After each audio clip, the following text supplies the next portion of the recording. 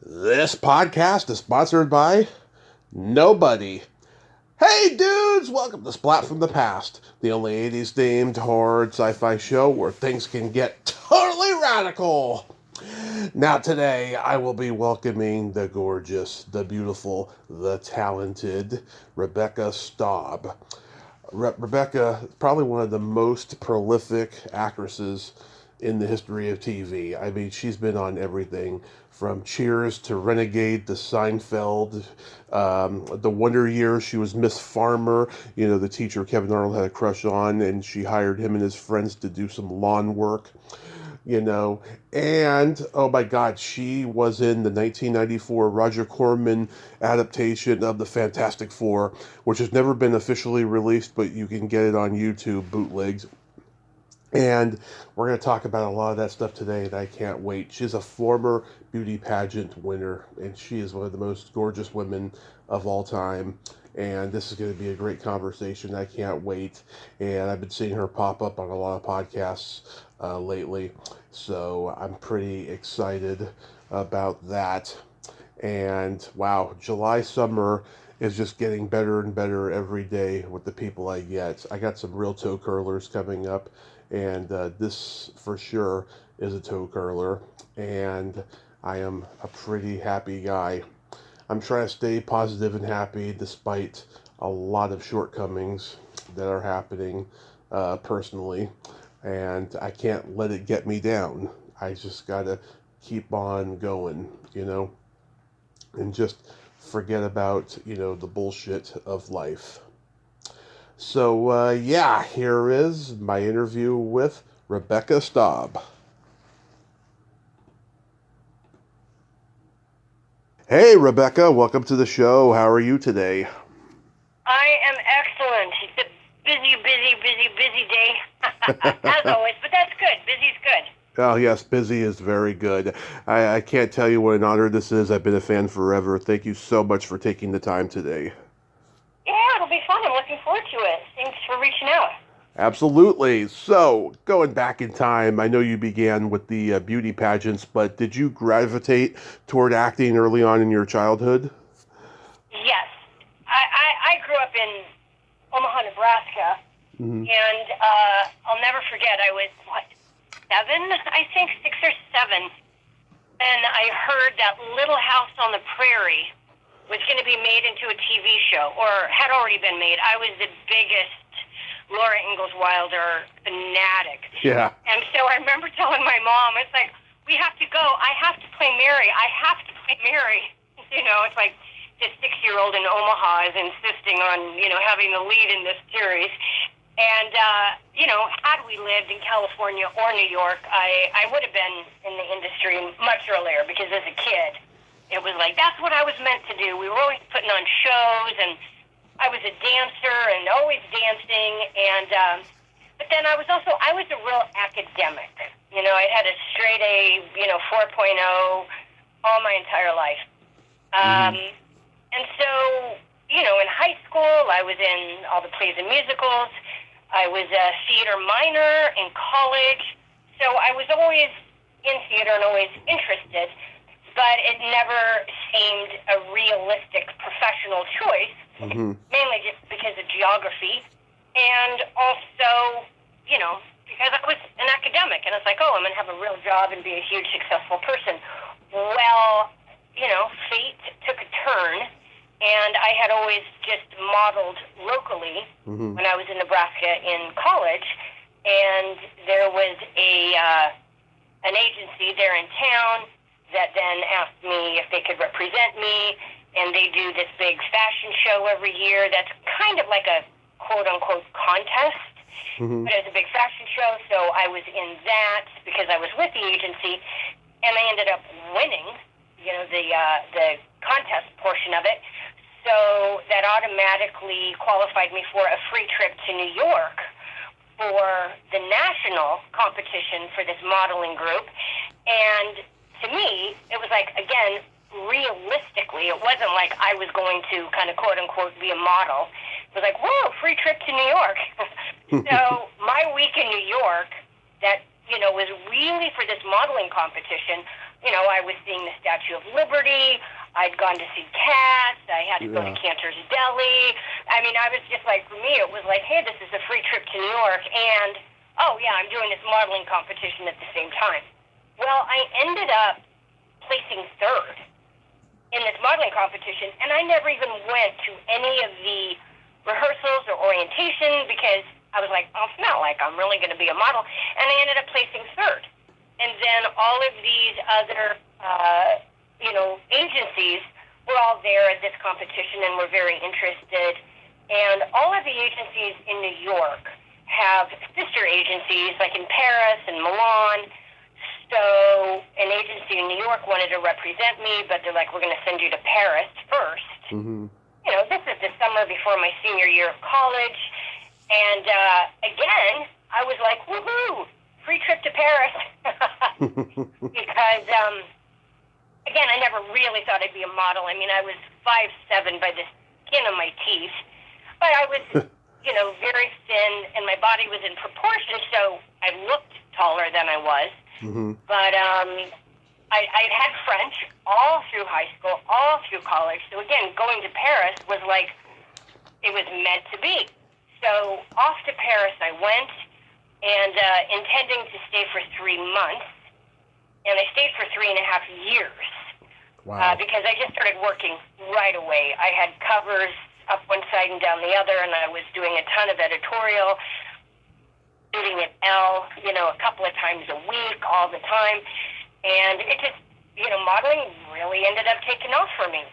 And I spent 2 summers in Tokyo. I had a really incredible agent in Japan, and went to Tokyo for both of my summers, which was just off the chart experience. Wow. And then finally ended up coming back to New York. And as soon as I was at my agency and kind of doing all the paperwork, they were like, hey, do you act? And I was like, well, yeah, because, I did in high school and college. And so they said, oh, we just opened a new film and TV division. Go upstairs and talk to Mike. So off I went to the film and TV division and, talked to Mike. We picked one of my pictures for a headshot, put together a resume, and he sent me off to my very first ever audition, and I booked it. Nice. So my acting career just kind of started, and so it was funny how, as a 6-year-old in Omaha, Yeah. I wanted to do it and then never felt like it was a reality, and then the minute I was in New York, it became a reality. So that's kind of just the very, very, very, very beginning. But it was, it still feels kind of like a whirlwind. Yeah, wow. And you started off in the soap operas. Now, I've talked to a lot of actors, and they tell me that soap operas are the hardest job in acting because you have to memorize like 50 pages of dialogue a day, and you can't stop because if you do, you're out of there. Yeah, it was a great training ground, and it was funny because that's what the audition was for. It was for Loving, which was a half-hour soap on Right. ABC. And at the time, I was like, well, I really don't want to do a soap opera. I want to do, just, nighttime TV and film. And Mike's like, hey, this is just the greatest training ground, which it was. And thank God, I'd always had a real facility with memorization. So even though it was challenging, since that was my first job out of the gates, to me, that was the norm. This is what I'm expected to do is, memorize this and perform it once.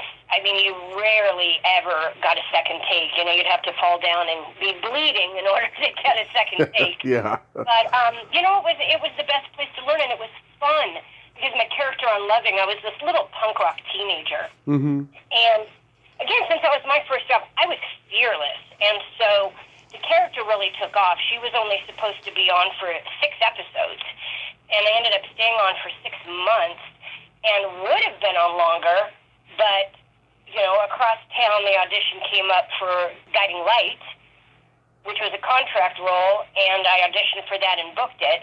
So I went straight from Loving over to Guiding Light, and that character was the antithesis of the little punk rock teenager, but still just oh my God, so much fun. So Right. even though, soaps are challenging, I think, being my first job and being exuberant, enthusiastic, and, being in your 20s in New York City, I had a job. Yeah. And it was, it was just, they were both like your home away from home. It just became your second world. And I loved it. It can get tedious because sometimes it is repetitive. Yeah. But, whatever. It is what it is, and you make the best of it. And I always enjoyed it. It was great. You guest starred on Father Dowling Mysteries. My grandmother loved that show. I didn't start watching it until recently, and I can't believe how great it was. And it was shot in Colorado. How was that experience? Well, that was good. That was one of my very, very first jobs. Tom Bosley, you don't get any better than him. And Yeah. I was just still really green because it was, changing the format to going from a soap opera, which is just kind of a 3 or 4 camera shoot that you just shoot it, kind of chronologically, to, a nighttime drama, which is a single camera shoot. And, the schedule's all over the map and the format's all different. And, you do a master shot and, then a 2-shot and close-ups. And so, again, it was just, I've just always been, so hungry and eager to learn. Mm-hmm. So any situation that is new and different, I don't know, I never found it intimidating. I just found it like, oh, this is a whole new, mountain to conquer. So, yeah, Father Dowling was really great. And then I came out to L.A. for, I think one of the first other, nighttime shoots. They brought me out for a Matlock because there was this role of, this kind of Grace Kelly beauty queenish type. And so, while I was still in New York, I was coming back in force to L.A. To shoot things, and then eventually, and I was always coming out to L.A. to audition, and eventually, after 6 years in New York, I was like, well, maybe I'll go out to L.A. for pilot season, and came out for 3 months, the spring of, 89, and then decided, I think, we're going to move out here, so kind of packed up from New York and moved to L.A. permanently, and I've been here ever since. But I never really lost the New York part of me, so, there's that part of me that, oh my God, loves the Big Apple, and, still say, oh, I just moved out here from New York. And then there's the other part that I really love L.A. So, That's awesome. You were on the reboot series of Dark Shadows. I've had Jim Fife on. Great guy. How was that experience? Again, I have to say, just working's fun. Yeah. Actors, you spend more of your time not working than working, and working really is the icing on the cake because you're there with the cast and the crew. And the cool thing about Dark Shadows is we were shooting at the Greystone Mansion, and so shooting at that location in that environment, it just felt so real. Yeah. And it was nice because I got to work with Ben Cross. Yeah. Was, the creme de la creme, and also be a vampire. So that was fun. I just wish that my character Daphne Collins hadn't been, off the show so early. I mean, I knew going into it that I think I was only in 4 or 5 episodes, but I knew that she ended up dying. But the plan was she was always going to come back, in later seasons, and unfortunately, it just didn't last long enough. But, when I was really little, the original Dark Shadows was still on TV. Yep. And my mom would watch it, and I'll never forget. It was my funniest story that Dan Curtis, who wrote and produced, our reboot, got the biggest kick out of this story. One time when I was like 3 or 4, I was watching it with my mom, and it was on in the afternoon, and my sister was already in school, and we just lived right down the street. Like, literally, the school was at the end of our block. And so my mom and I had been watching Dark Shadows, and then it was over, and we were going to go, pick up my sister from school. And I don't know why, for whatever reason, I stayed at the house, which, of course, in the 60s, it wasn't as criminal as it is now, but my mom was literally just walking down to the corner. So my mom went to go get my sister, and I'm just home by myself. And Dark Shadows came back on. You know how they kind of have those last couple of minutes after, like you think it's over? Yeah. And it came back on, and I got so scared that I picked up the phone and I called the operator because I knew how to call the operator. And I called the operator, and I was crying. It's like, my mom and I were watching Dark Shadows, and we thought it was over.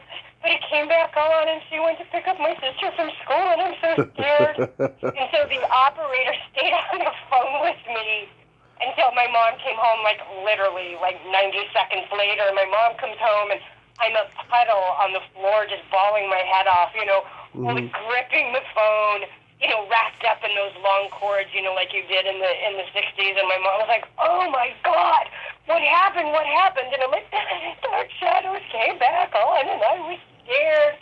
And it was so funny. And so then you go, who would have thought, again, that you go decades later, I would actually be on Dark Shadows. So I always like those kind of stories where they're bookended from, being a kid in Nebraska to, starring in a series in Hollywood.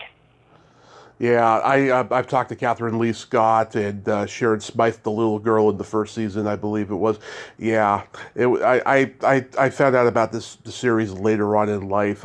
They just weren't on my radar for a long time until the Tim Burton movie came out. Did you like the Tim Burton movie? I actually didn't see it, so I can't really comment because I don't know. That's good. That's okay. I mean, I always like his productions. They're always fun. Oh yeah. They're exaggerated, but that's kind of the characteristic of his work. So I'll watch it someday, and I'm sure I'll enjoy it. Oh yeah, over the top, dark, horror inspired comedy is Tim Burton's, modus operandi. You did an episode of Cheers near the end. People have told me that the cast of that show was very serious, and then when the camera started rolling, they were so hilarious you couldn't believe they were the same people. Did you find that to be so? Absolutely. When you shoot a sitcom, it's literally Monday to Friday. Like, you go in Monday, and all you really do is a table read. You just read through it, and, the producers and writers are all there, and they listen to it. And then you go home, and they're going to, tweak things. Then you come back the next day, and, you'll kind of walk through it on set. They'll tweak it some more. Then on Wednesday, you'll kind of start the blocking. Thursday, you kind of fine-tune it. Friday, you have the dress rehearsal in the afternoon. And then in the evening, you do the live shooting with the audience. Okay, so Monday, Cheers, we just read through it. Everybody left. Tuesday, we were there maybe an hour. Again, just kind of read through it on our feet and left. And I was like, oh, we're done? Wednesday, same thing, maybe an hour. Bing, bing, bing, bing. Read through it, went home. I'm like, God, this is the easiest job I've ever had, because it was like, I guess we're done. Even same thing on Thursday. It was just like going, because they were so seasoned that they didn't need a lot of rehearsal. And also, jokes get tired. Yeah. And you do them, 3 times, not to mention, 15 or 30 times. And so every single day there was like, boom, we were in and out. And I was like, oh, okay. Dress rehearsal, same thing. And I'm kind of like, well, this is kind of, I don't know. It's like, and I was a little, oh my God, whatever, 4 o'clock, bring the audience in, 5 o'clock, light up the set, 6 o'clock, you're out there. It just, exploded, just completely came to life. And you're like, oh my God, I am on Cheers, because it's like they really just saved it for the taping, because they didn't need to do it, 85, 95% during the week. You just don't need to because they knew those characters and that timing inside out. So, I mean, it was a super easy week, and then it just was like, the sun came out on Friday night, when you're on stage to shoot it. It's like, oh my God, this is the show. So it was fun. They were all, really, really great. It was a funny episode. Yeah, and it could probably also be a little overwhelming too to be on the #1 show in the world, because there's a possibility they may bring you back or not. Yeah, you always hope so, man. I mean, I swear on every single show, no matter what it is, if you're a guest star, you're always like, oh, I hope they bring me back. I hope they bring me back. It's pretty rare, because it's like shows are written so far in advance that it can happen, but it's usually not until like the next season or seasons down the road. But yeah, it was pretty exciting to be on that. The first time I can remember ever seeing you was when you were Miss Farmer on The Wonder Years. And I can't think of anyone else who could have played that part better than you did, because you look like a woman of the past, like in the golden age of Hollywood. So seeing you as a teacher in the early 70s, like, I think you were just absolutely perfect, not to mention you were so beautiful. And I'm curious to know, like, did any of the boys on that set, really did have a crush on you? Well, here's what happened. It was historic. Yeah, that was the coolest show. I was a huge fan of that show, so that was really fun. And then, dressing up period and then having the character where I got to wear my little, hot pants and my high platform shoes and just be innocent about it, her sensuality, she was completely oblivious to it. Yeah. So here's what happened. That episode, while we were shooting it, it was Fred Savage's 16th birthday. So we're at work shooting on Fred's birthday, and it happened to be a day that we were shooting his little kind of fantasy scene, because there's a scene where he comes over to my house, and I answered the door. But in the show, when I answer the door, he kind of like, wah, wah, wah, like goes off to this fantasy, right? And in his fantasy, I open the door and I'm in this, red kind of Miss America ball gown. And I like, lure him inside. And he sweeps all the paint off the table and lifts me up in his arms and puts me on the table and leans over and starts kissing me. And then in the episode, he snaps out of it. And he's still standing there at the door going, Miss Farmer. Well, okay, now we're shooting that scene. And so the director tells me ahead of time, he said, today's Fred's birthday. He said, so this is what I'm going to do for him. He said, when, we do the first take of that, and he picks you up and sweeps the paint off the table and lays you on the table and starts kissing you. He said, I just want to get your permission. What I want to do is not call cut. He goes, I'm not going to call cut, and if it's okay with you, I'm just going to let Fred keep going. And I was like, okay, that's funny. Like, I wasn't offended at all. I'm like, oh my God, that'll be hilarious. Yeah. So we do the scene, they call action, he picks me up, lays me on the table, starts kissing me, and kissing me and kissing me. It was so funny because it just went on and on and on, and finally he just stops and looks up, and everybody just burst out laughing, and we're clapping and cheering, and he's like, you guys, and everybody's like, happy birthday, Fred. And it was, I still just get goosebumps because it was a really great, practical joke, but then it was so sweet because I'm like, well, I've got to make out with, Fred Savage. So, and then it was funny because I ran into him years later. I was actually at a taping of Jay Leno, because it's like kind of a long story. Duran Duran was on. Oh, love it. Mine was, friends with Duran Duran. So we were sitting in the very front row. But that particular episode of Jay Leno was one of his big anniversary shows, and part of the show was like, oh, I've been doing this show forever. And it cuts to, Jay as a child, hosting the Tonight Show, but it's really Fred Savage because, Fred kind of looked like Jay Leno. Yeah. So Fred was there, and he's on stage, kind of doing part of the monologue. And when he was done in the monologue, he saw me sitting in the front row, and he's like, Miss Fokker, Miss Fokker. And he, comes over and hugs me. He's like, oh, my God, it's so great to see you.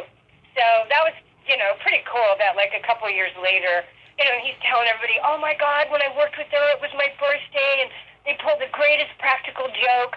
So I always thought it was cool that he remembered that and remembered me, and I got to see him again. Yeah, that's so awesome. Yeah, Seth Green was also in that episode. Strangely enough, Giovanni Ribisi was in that season, but he's not in that particular episode. But Jack McGee was too, and I was actually friends with Jack McGee because he and I had the same agent. Mm-hmm. So even working with him in those scenes, it was like working with your friend. That it was a really great group. Yeah, and in the opening, you ask the boy to stand up, and he says his foot's asleep, and we know why, of course. That was taken from a teen movie in 1985 called Mischief, which takes place in the 50s. And the only difference is in that movie, the kid did stand up, and everyone saw why, So, yeah, that's a nice little piece of trivia there. I love Love Potion number 9. The way you reject Tate Donovan by humiliating him, it reminds me of all the times I was rejected in bars when I was in my 20s and stuff. You were just so awful to him, and he gets back at you later. That must have been a lot of fun to do. It was, that those scenes, because I just had those 2 scenes, were actually additions to the film. They had shot that original film, 18 months before. It was almost 2 years from when they shot the original. Mm-hmm. And, and Sandra Bullock was just starting out, and, Tate Donovan. And so, as they were cutting the film together and editing it, it was like, there's something missing. We need this, we need that. And so I came back in, they had a big reshoot, kind of week where they added some scenes and changed some stuff and things. So my scenes were actually added, to the original script. And, the cool thing about coming in and shooting both of those, Dale Launer, who wrote and directed it, he also had written Dirty Rotten Scoundrels, if you've ever seen. Oh, yeah. Love it. Steve Martin, oh, my God, it is just genius, and Michael Caine. So Dale Launer wrote and directed Love Potion number 9. And so when we very first started shooting those scenes, my character is just so evil. But he gave me the greatest advice, and it's really, I use it a lot when I play evil people. You don't play the bitchy. He goes, it's on the page. The words are already there. You don't have to play it. Because especially when somebody is so bitchy and so evil, you can't play it. Because he goes, if you're going to play it bitchy, he's going to get up and leave, logically. So he said, even though what you're saying is horrible, you have to keep him there. And so he said, you've got to be really nice and very charming while you're saying these venomous things. Yeah. And I was like, it's really great advice because, I play evil people a lot, and that's the way to do it. You don't play it evil, you play it nice, and it's already evil because it's on the page. So, yeah, that was a fun day of shooting. It was, really intense because we shot both of those scenes, all together in one morning. I think we shot both of those even before lunch. Mm-hmm. And we were in this little teeny tiny bar, and oh my God, it was so hot. I'll never forget how hot it was. And, but gosh, what an iconic film to be part of and to, be in the very beginning. And then that film, I have people do little quotes to me from that film more than anything else. And I swear, I'm recognized from that film probably more than anything I've ever done. Oh, yeah. Even decades later, a whole, for 10 years after that film came out, I couldn't go anywhere where people didn't oh my God, Farfignugan, everybody was always saying that. It's can you tell me who designed this top? People will constantly, it just was it's just one of those scenes that, really stick in people's minds. So, and I remember I even went to see that movie in a movie theater, and I wanted to purposely sit in the very back row, because in addition to seeing the movie, I wanted to see the people. And it was so cool, like, to see everybody's reaction and listen to people, it's the reactions to my character. That was worth the price of admission. Yeah, I couldn't. It was a really cool movie to be part of. Yeah, I couldn't turn on HBO or Comedy Central in the 90s without seeing this movie on. I mean, it was like an instant cult classic. And, Mary Mara was one of my first interviews, and I got to be virtual friends with her until her passing. We were supposed to get together in LA before COVID hit, but sadly it didn't happen. And she's so great in that movie as well. Yeah, it was, I really only worked with Kate. But Sandra was there because, they were shooting, a bunch of other pickup shots and stuff then. And so, I got to hang out with her. I didn't actually work with her. But, her career had already taken off, from when they shot the original footage to when, we went back, whatever it was, 18 or 20 months later, to shoot these pickup shots. Sandra's career was already on a trajectory. So it was really cool to be there. And Dale Launer, I just thought he was genius. So he's a brilliant writer. Everybody. I heard he's very critical, though, of the movies that he's written, and they're some of the greatest comedies of all time. Ruthless People, My Cousin Vinny, but he is a genius. He is a genius. He is, yeah. You did a really great episode of Renegade. Anything stand out about that? Just that it was fun. We were down in San Diego, and what were we, bank robbing surfers? Yeah. It's just, we got to play. Like, it's literally, you're playing. It's almost like that's like the greatest job in the world when you have scenes where, you're out on the beach or you're, sitting out looking over a cliff and there's a sunset and, it's like, God, do I really get paid for this? So that was a lot of fun. Yeah, Kathleen Kinmont, she's a frequent guest and friend of the show. I'm so happy to say I saw the Fantastic Four bootlegged on YouTube recently. That's a piece of history, and it's been 30 years. Yeah. And it was amazing how that just keeps resurfacing and has a life of its own. I mean, I could talk an entire hour just about Fantastic Four alone, but to be the first one, and I remember when I got the audition, and that was way before the internet, right? And literally went down to Hollywood to a comic book store and got a couple of the comic books. It was like, oh, this is great. I look just like her. So I went into the audition, confident, because I'm like, well, I look like her. And by the grace of God, ended up booking it. And, that was a whirlwind shoot. But again, being a Roger Corman film, it was so low budget. It was beyond, ultra low budget. There was not a budget. But in those kind of working environments, it always is really more collaborative because it has to be. Everybody is literally at the top of their game because that's all you have is each other. And it's like, we've got to make this really good. Yeah. So, I'll never live that down, thankfully, and it resurfaces every time one of the new Fantastic Fours come out. Ours is like boils back up to the top of the pile, and everybody's like, it's actually really good. If we had a budget of any sense, it would have been, really great. And, had not all the behind-the-scenes politics happened, I know we would have done sequel after sequel after sequel. I mean, that's what we were looking forward to.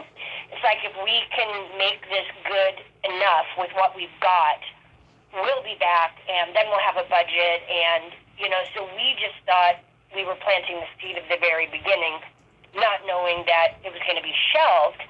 But the fact that it was shelved made it more of a cult hit, made it a Mm-hmm. big deal, and that's why I think it's still around. And I think of all of the Fantastic Fours that have been done, it's the best one story-wise because it really tells the story. It's very, very, very accurate to the comic book, Mm-hmm. which was our goal. Like, we were making it for the fans.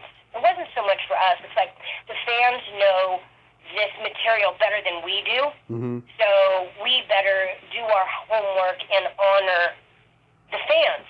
And I think that that's what has stood out too, as well as the fact that it really is a buddy film.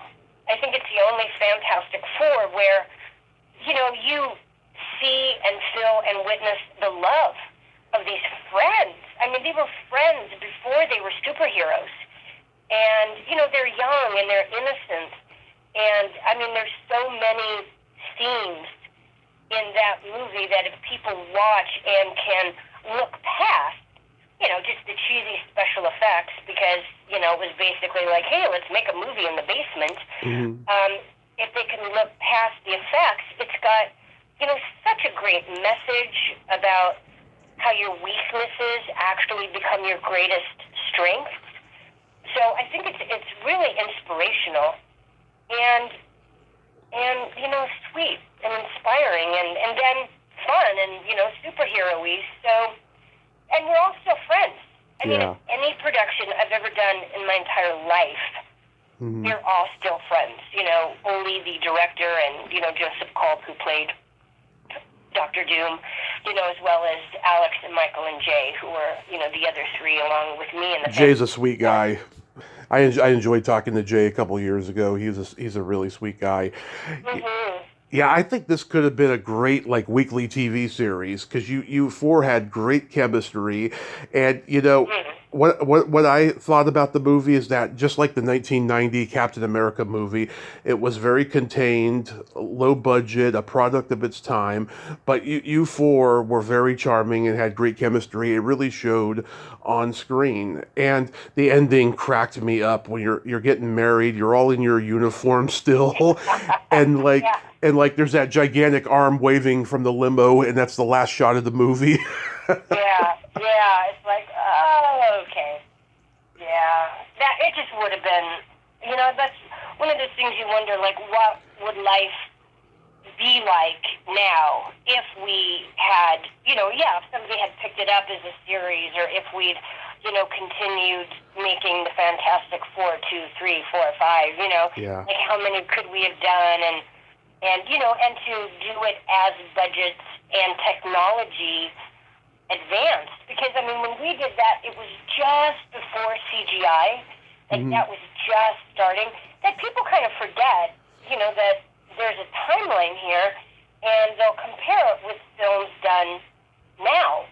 And you go, it's 30 years ago. And the cool thing, too, is the look of the film is timeless because we tried to make it look like the comic book. And so there's something kind of retro about it, like not quite 60s, but sort of, just because that's when the comic book came out. Mm-hmm. So I think it's neat to go back and watch it because it could be any time, as opposed to the more contemporary ones, have components that let you know where we are, in the, what year we're in or what decade we're in. Whereas ours is so ambiguous that I think it transports the audience a little bit more into, a fantastical world, even though, we didn't have the budget or the special effects. It was just the, kind of the overall look of it. It was great. So a lot of people remember you from one of my top favorite episodes of Seinfeld, The Pledge Drive. That's such a hilarious episode. People have told me that when they were on Seinfeld, they don't know how they got any work done because everyone was laughing all day long. Did you get to experience that?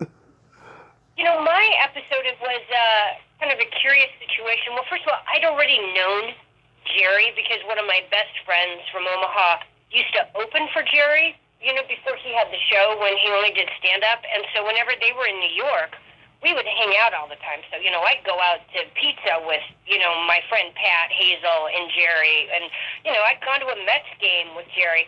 And so it was cool that when I showed up, he's like, oh, my God, you're Pat's friend. Oh, my God, we went to baseball together. And I'm like, yeah, that's me. The funny thing was when the week that we were shooting that was the week before the Emmys. So we were there, Monday to Friday, and the Emmys were on TV live on Sunday. And that particular year, the theme of the Emmys were female comedians. So all the guys, and Julia Louis-Dreyfus included, all had little sketches, that they were putting together for the Emmys as well. And so it was like this crazy week because the director actually got sick. So we didn't even have a director that week. Just Larry David and Jerry, kind of directed, but again, kind of like Cheers, they've done it so many times, it kind of played itself out. Mm-hmm. So we went through the whole week just kind of doing it and going, well, all right, that's, kind of move on, because it was just Larry David and Jerry kind of going, yeah, let's move on, that's great. But then those guys would always, when it was somebody else's scene, whoever else wasn't in it was like running off and rehearsing their other little scenes for the Emmy show. Mm-hmm. And but they were also cool, because I remember even like the scenes that I'm not in, I would sit up in the bleachers, and I'd sit up there with Jason Alexander, and he and I would just yakking away as if we've known each other forever. He was the nicest guy. And then every day, whenever we would break for lunch, I'd go in my dressing room, and Uncle Leo would come and knock on my door. Yeah. Say, could I escort you to the commissary? And so I'd say, yes, you can. And so he would take my arm, and we would walk arm in arm to the commissary. He was the greatest guy. So I had lunch with him every day. That was so sweet. And and the thing is with, Michael... Richards. Who played Kramer. Yeah, Michael Richards. He reminded me so much of, I had done an episode of Columbo. Mm-hmm. And, when you think of Peter Falk as Columbo, you go, this guy could have played that character with his eyes closed and both hands tied behind his back. But he didn't. Peter Falk was such a flawless and intense and dedicated actor. When I was working on Columbo, he would do, little mannerisms over and over and over until he got exactly what he was going to do. Then he just makes it look totally natural. Like, oh, he just walks in the room and sits down and picks up the fork, right? Yeah. He would rehearse it 40 times until he had the mechanics exactly how he wanted it. Well, Michael Richards was exactly the same way. His comedy is not just automatic and unplanned. If there's a scene where he's coming through the door, he would come through the door 40 times. Whether we were rehearsing or not, if we'd moved on and we were on another set, Michael was still back on set. Every little thing that he did, he would work and rework and rework and rework until he got it exactly mechanically the way he wanted it, and then just makes it look like, it came out of nowhere. And so that was really interesting to watch, and a really good lesson, too, because it's like you just can never take these things for granted. Like, these people that make you go, oh, well, that's just his character. He's always like that. Mm-hmm. Really make that happen so that you believe they're just like that, Yeah. So I took away a lot from that week on Seinfeld. That was really great. That episode is very Twilight Zone-esque, with the ending where everybody in the diner is eating the candy bar with a knife and fork. That's so hilarious. That episode, okay, so the show itself is only 22 minutes. It's right. Our show, but with commercial breaks and everything. In 22 minutes, there were 7, beginning, middle, and end of, plots and subplots. There was, my thing with the card, PBS telethon, the Snickers bar. Jason Alexander had brought Danny Tartable on. There was Nana with her checks. there was the high talker, Elaine's friend's husband, the high talker. I mean, there were 7 storylines going on in 22 minutes.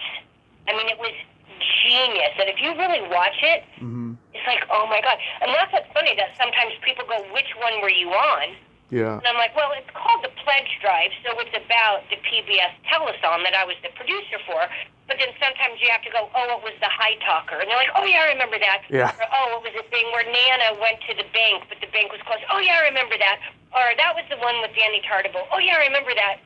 It's like, so it depends. When people were watching it, what they actually grasped onto and gravitated toward as to what they remember about that episode. But it just shows the genius of that writing. Yeah, did they tell you to dye your hair? No, my hair was just red at the time. I vacillated. I was going through periods of being tired of being a blonde. Oh. My hair was red. My hair was red on Ellen too when I worked on Ellen. So yeah, there's some number of series that I did, during that time period where I had red hair. I'm sure you never get asked about this movie. Love at First Hiccup? Not really. I don't get asked about that a lot. That was fun. The unfortunate thing about it is I worked with Ray Weiss, who I just love. That was so cool because he played my husband. But they ended up having to change the script because, unfortunately, I got a really bad eye infection. Oh. And there's just no way around it, visually, no matter what you do. And so some of my scenes, they rewrote and gave to Ray. So, there's a conversation with my daughter. And so I can't even remember what else. There were a few things that wherever we were in the shooting schedule, they'd look at me, they're like, I don't know about this. And then they go and they rewrite it, and they go we just gave this scene to Ray instead. And I'm like, okay. I mean, you can't feel bad because what are you going to do? Yeah. But that I actually had more in that, but dumb eye infection, I didn't look so hot for a couple of weeks there. Yeah. It's a very funny movie. Scout Taylor Compton is great. I listened to her podcast, which I recommend. She has a podcast with Danielle Harris called Talk Scary to Me. They are dirty, dirty girls, and they're so entertaining. I listen. I'll have to look that up. Oh yeah, I listen to them every Tuesday. It's really, really funny. That's so awesome. Yeah, Ray Wise, I met him once at a convention. Very nice man. Yeah. So I read you're doing this new series called Menopause. Menopause. Yeah. M-A-N, because it's about the men. And it's 3 couples, and the guys are just kind of all, early 50s, and how that, whether it's, midlife crisis or whatever, affects the men, and then how that affects, their work or their relationships or their home life. It is so funny. It's really good, and so it's, we have the 3 couples, it's so well written, and oh my God, we have so much fun doing it. That's a show that it just the 6 of us just bonded, and the writer producer team, and then our producer, I'd known her way back when I was on Port Charles. So we I hope we get together and shoot more of those, because we did the pilot, and it's and nobody else has really done anything like that yet. So it's pretty timely, but they cover a lot of subjects, but it's mostly the men. That's why it's called menopause. Yeah, menopause. Sorry, I meant to say menopause. And Richard. It's easy. I mean, everybody does that. Everybody's like, "What is this about?" Menopause. And Richard Berge is on there too. Did you work with him before? Yeah, well, he played my husband. Yes, I had. I knew Berge way back in the 90s. We had a mutual friend in Glenn Larson. Oh, yeah. At first, I just knew Berge just personally because he had worked with Glenn. And, Glenn always had movie night over at his house. So I'd known Bergie for years, and then Bergie and I worked together on One West Waikiki, which was Glenn Larson's show. That was shot in Honolulu. So again, not a bad series to be part of when you have to, fly to Hawaii every other week to work, and then stay in your bungalow on the beach. So, oh my gosh. And so I played Bergie's ex-fiance in that series. He teams up with Cheryl Ladd. Nice. That she's the coroner, and he's, a cop. And I was a reporter. And I was just kind of a little, busybody, a little bit of a pain in the ass, because I was like this investigative reporter.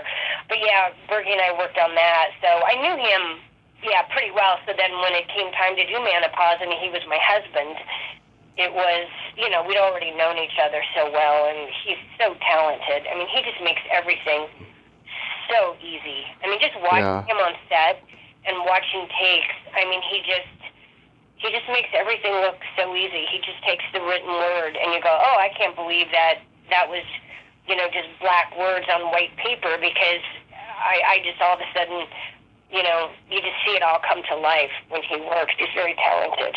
Yeah, he was great on The Sentinel back in the day. Yeah. Do you have anything else upcoming? Oh, tons. Well, Superman and Lois, on CW, I was in the season finale of season 3, so it's episode 13 of season 3, that I play Lex Luthor's right-hand woman. Mm-hmm.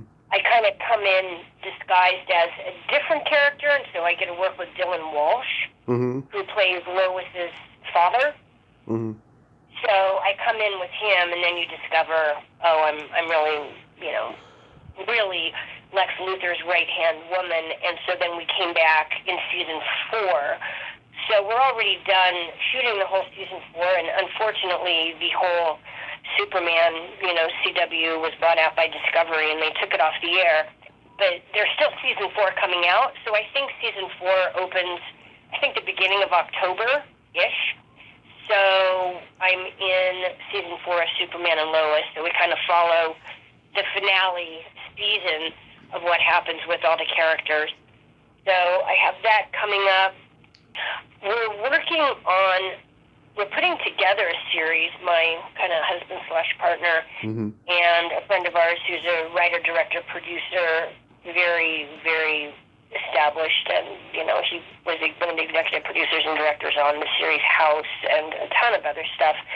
But we've put together a pilot that it was Will DeVry, my partner's idea, and then Darren Sarifian, wrote it out, and we collaborated on this for the last several months, fleshing through, version after version after version of it, as it is when you're writing a show and creating a series and all the characters and the changes and the fine-tuning, and oh my gosh, it is so good. It's called Colt and the Queen. So we're just in the process. We finally, I think, have our final version, and we've already raised, 3/4 of the budget. We're just going to go ahead and shoot it ourselves, and then sell the pilot to be produced as a series. So that is the biggest thing going on now, and it is really, really good. I have to say that, the log line evaluations that we've gotten back, come back at a 98%, like 98 out of 100.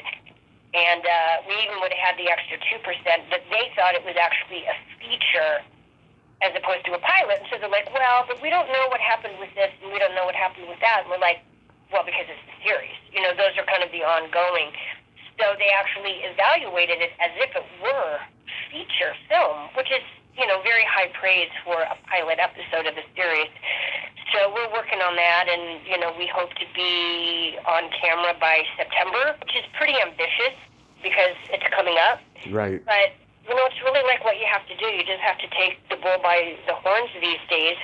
But we're all really excited because it's such a good script, and the character development and the mystery, and it's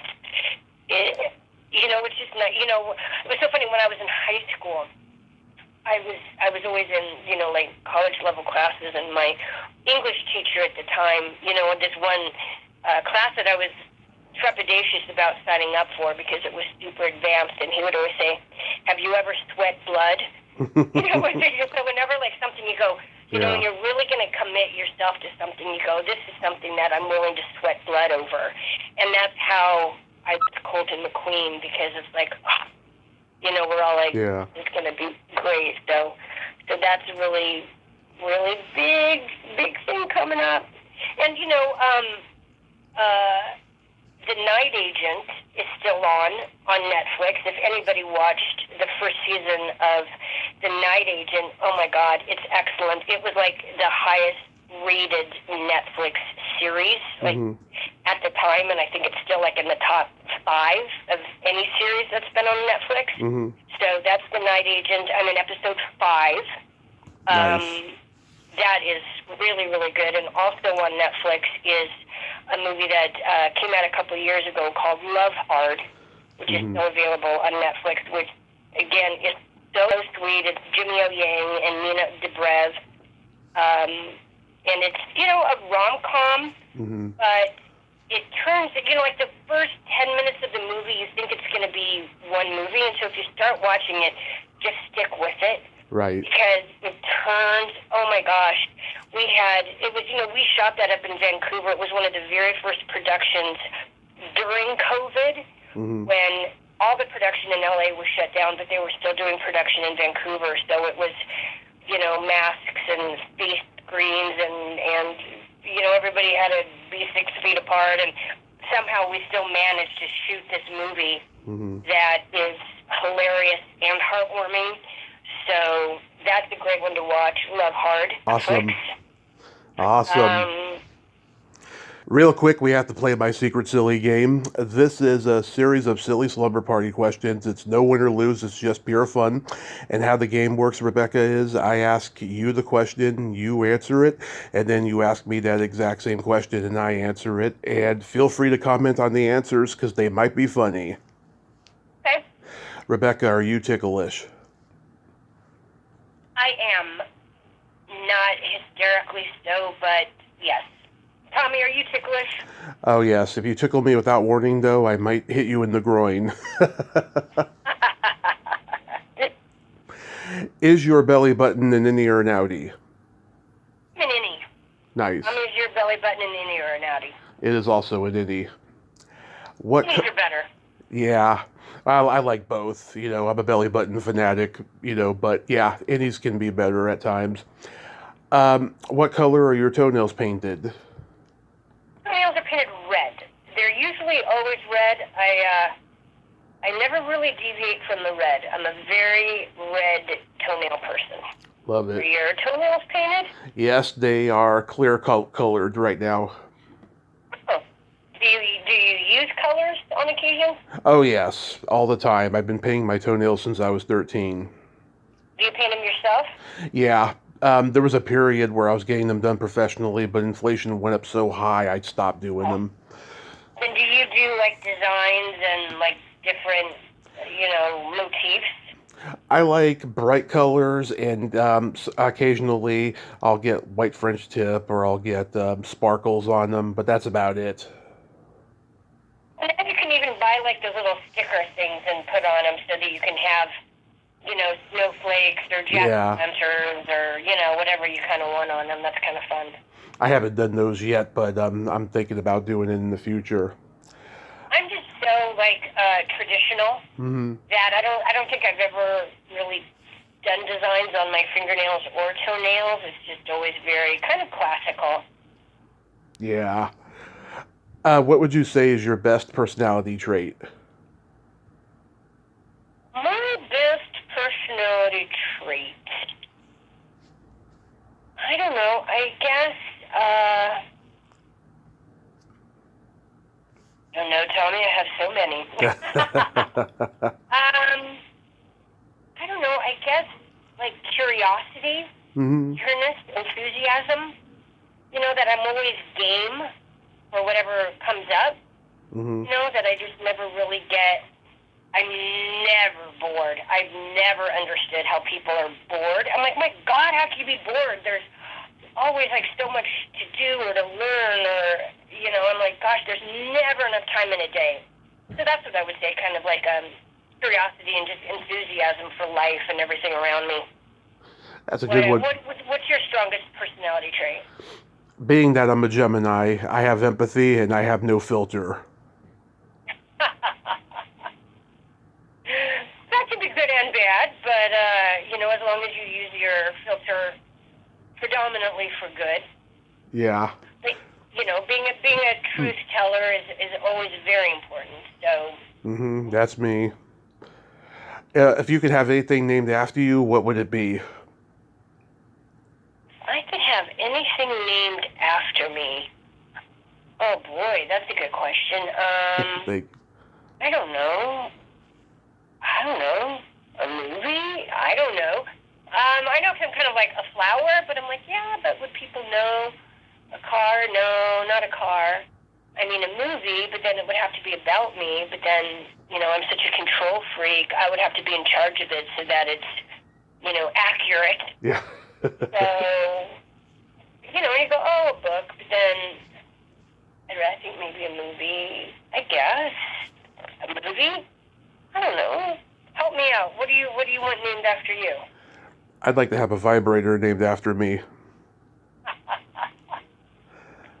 I would call it the Tommy Chatsy. I thought maybe you were going to give me a good idea, but I'm like, well, no, that's uniquely yours. There you go. You know what would be great for you is perfume. That would be a good one. Yeah, I would take that. There you go. Staab perfume. Yeah, I'm going to take a perfume. Yeah, Staab perfume. I think that would be great for you. And then my favorite question, is there a stinky smell that just makes you gag? Here's the funny thing. I don't have a sense of smell, if you can believe that. I lost my sense of smell. Oh, I've met a few people like that, yeah. Yeah, I lost my sense. I mean, I used to smell, so back in 1986, I literally just lost it. Nobody knows why. Anyway, but I'm trying to think if back when I could smell, what smell would make me gag.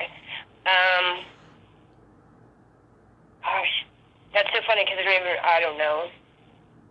Stinky feet, I guess. I don't know. I can't even think of a good one because it's been so long. I've smelled something. Yeah, that would be one for me too. It would either be farts and feet.